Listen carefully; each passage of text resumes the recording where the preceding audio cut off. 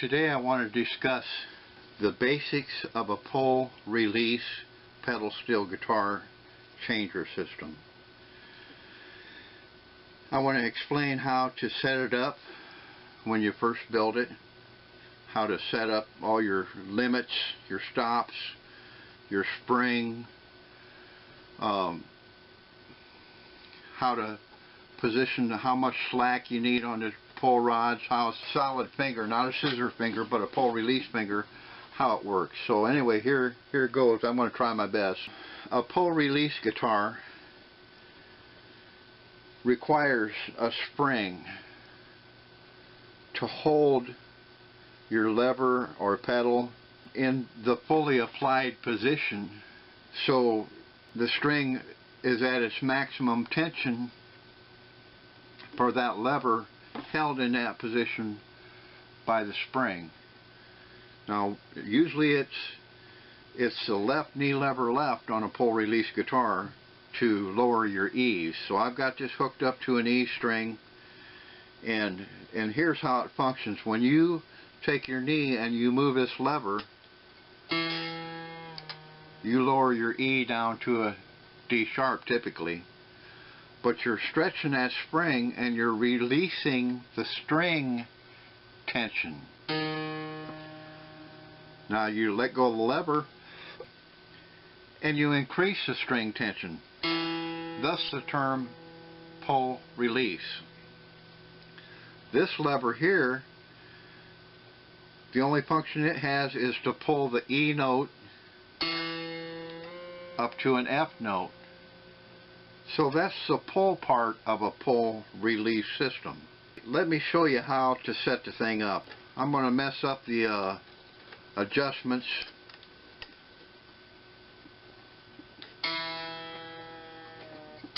To start from scratch here.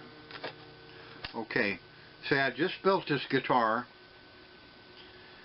and now I'm going to primarily set the limits up and the spring and all that, and check the spring tension and this and that to make the system work.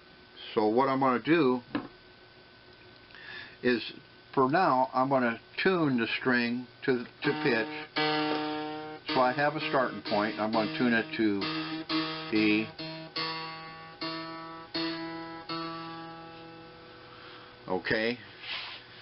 I'm going to engage this knee lever, and I'm going to watch the bottom of this finger, and it needs to come down and hit this mechanical stop. Now that mechanical stop can be the end of your cabinet. It could be a bar going across, stopping the finger from moving any more slack than it possibly can physically. That's the physical stop. So I'm going to lower that till I make sure it's got room to hit that stop. And now I've got way too much slack there, so I'm going to bring it up, bring this limiting adjustment up to where I just barely got maybe a 1/16 of an inch slop. You don't want things tight or binding, so you need a little bit of free play there to make it all work. So that's the first screw to set, is your mechanical stop. Now what I'm going to do is I'm going to go ahead and hold that in the stop position, and I'm going to tune the string to a D sharp, to the desired pitch that I want to achieve when I compress that lever over to the right. This ain't a very good tuner on this jig, but okay. Now I'm going to let off and see how far it raises it. Okay, it raises it way too far. It's raising it to an F, and I just want it to raise to E. So what I'm going to do is I'm going to screw in this screw and limit I'm going to tune it to an E with this screw. Okay, so there's a released D sharp. Okay, now I'm going to let the spring do its thing, and it's got enough tension. It's moving the lever like it's supposed to. Okay, what I want to do is I want to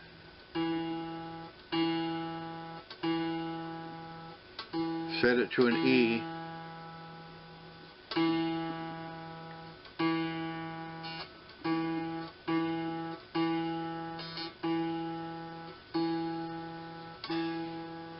Okay, so that's all working.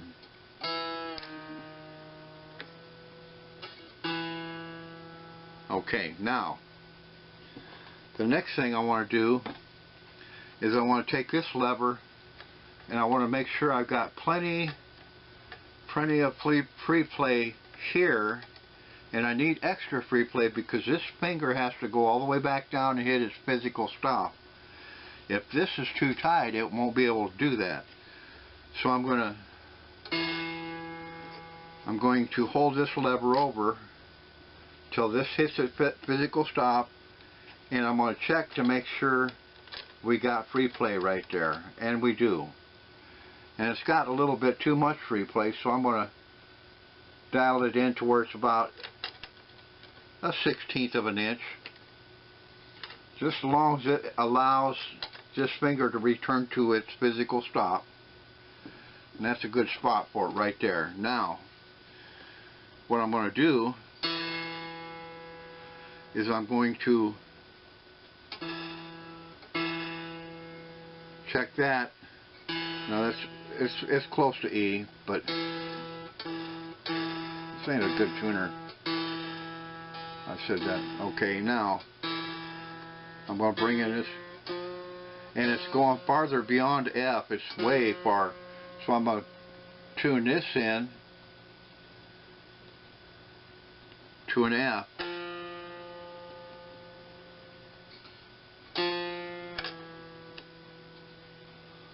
Okay.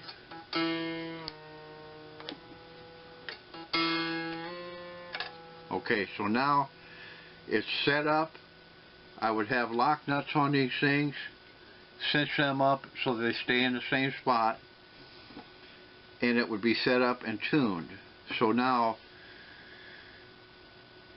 when you go to your guitar on your next gig or next time you're going to sit down and practice and say it's a little bit out of tune, here's the sequence to tune it.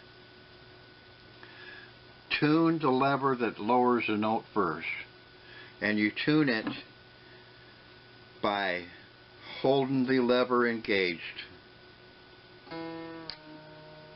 to a D sharp, and you tune that D sharp with the tuner at the key head. Okay, so there's D sharp. Now you release the lever and you got E, but it's a little bit sharp. So I'm going to back this off till it's right in tune. Now I'm going to check and make sure I got free play here, and I do. Check and make sure it's got free play. I'm just checking that, but now this is what you do when you tune your knee lever that raises the E note. All you have to do is make sure you got an E in the open position. I do. And what you do is you pull the lever in, and then it's sharp. The F is sharp, so I'm going to back off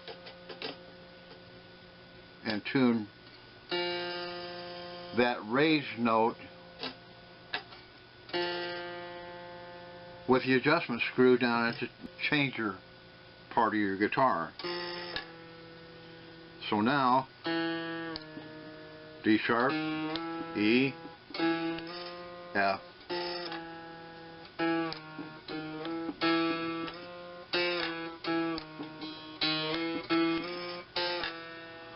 Okay, so it's all set up.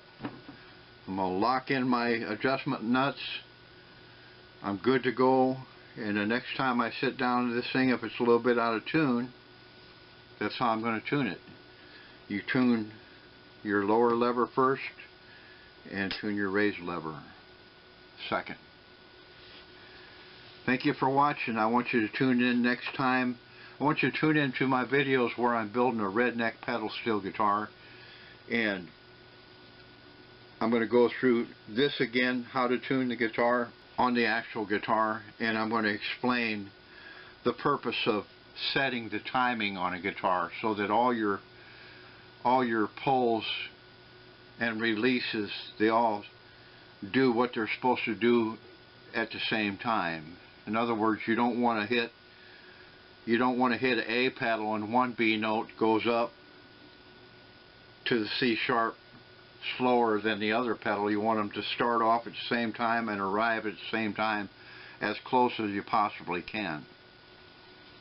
Which, with Laverne's Lures bell crank system, which is continuously variable, it's easy to do. It's easy to get close to perfect.